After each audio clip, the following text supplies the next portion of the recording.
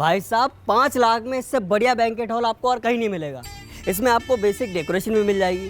अगर आपको अलग से कुछ डेकोरेशन करवानी है तो 20 से 25,000 रुपये और ऐड कर लीजिए। आइए मैं आपको हॉल भी दिखाता हूँ। ये है हमारा हॉल। यहाँ मेहमानों के बैठने का रहेगा और उधर खाने का सेटअप रहेगा। आपको अगर डीजे और बच्चों के झूले वगैरह चाहिए तो 45 से 50,000 रुपये और ऐड कर लीजिए। और प्लेट का क्या हिसाब रहेगा? देखिए वैसे तो 2,000 रुपये चल रहा है, लेकिन आपको 1,800 रुपये लग जाएगा। और बताइए। ये तो खाने का ही 7-8 लाख हो जाएगा। कुछ और देख लेते तो। अरे अब उसमें ठीक करने की गुंजाइश कहाँ रह गई भाई साहब। मैंने आपको बहुत ही जेन्युइन रेट बताए। अरे हमारे आसपास के बैंक्वेट हॉल का पता कीजिए, मुंह फाड़ के पैसे मांग रहे हैं। देखिए अतुल जी, इस लड़की के बाद मेरे 2 बच्चे और भी हैं। उनका भी देखना है मुझे। देखिए अगर कुछ थोड़ा बहुत कमी बेशी कर सकते हैं आप तो। देखिए भाई साहब, जो रेट चल रहे हैं मैंने आपको बता दिए। अब इससे कम तो मैं कर नहीं पाऊंगा। बाकी मैं आपको मालिक से मिलवा देता हूँ, आप उन्हीं से बात कर लीजिए। अरे भाई साहब, अतुल जी ने आपको पहली वाजिब रेट लगा रखे हैं। अरे आप ये भी तो देखो किस एरिया में प्रोग्राम कर रहे हो। यहाँ तो एक से एक वीआईपी के प्रोग्राम होते हैं।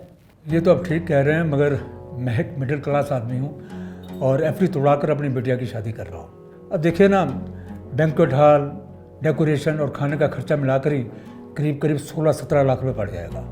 तो आपको ये महंगा लग रहा है? तो फिर आप ही बता दीजिए कि आपकी रेंज क्या है। देखिए जी, मैं तो सब कुछ मिलाकर 10 लाख के अंदर का सोच रहा था। सोचने को तो मैं भी सोच रहा हूँ कि चांद पे चला जाऊँ क्या? अरे भाई साहब, अपनी जेब और दिमाग पे ज़्यादा जोर मत डालिए और ये प्रोग्राम कहीं धर्मशाला में कर लो या कहीं खाली जगह देख के टेंट लगवा लो, वही सही रहेगा आपके हिसाब से।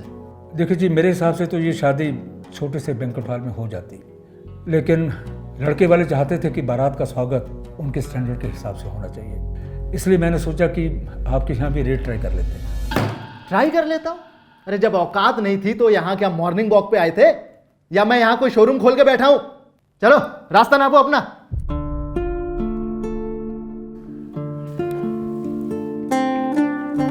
क्या यार अतुल, तुझसे कितनी बार कहा है कि ऐसे फालतू लोगों को ऑफिस में मत लाया कर।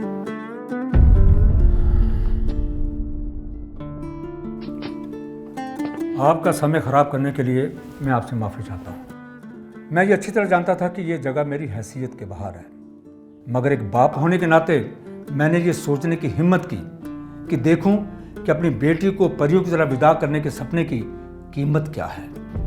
एक बाप अपनी बेटी को पढ़ाने लिखाने में, बड़ा करने में, पालने पोसने में सर उठाकर खर्चा करता है, लेकिन ये शादी ब्याह के खर्चे उसका सर झुका देते हैं।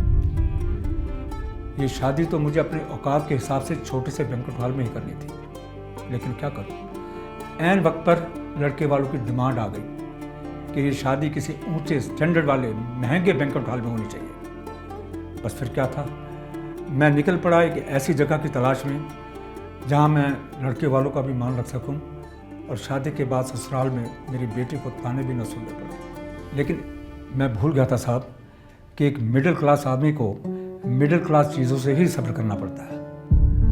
तो ठीक है साहब, चलता हूँ और ढूंढता हूँ कोई ऐसा मैरिज हॉल जो बारातियों के स्टैंडर्ड और मेरी औकात से मेल खा जाए। बात करनी मुझे मुश्किल कभी ऐसी तो न थी, बात करनी मुझे मुश्किल कभी ऐसी तो न थी, जैसी अब है तेरी महफिल कभी ऐसी तो न थी, जैसी अब है तेरी महफिल कभी ऐसी तो न थी, बात करनी मुझे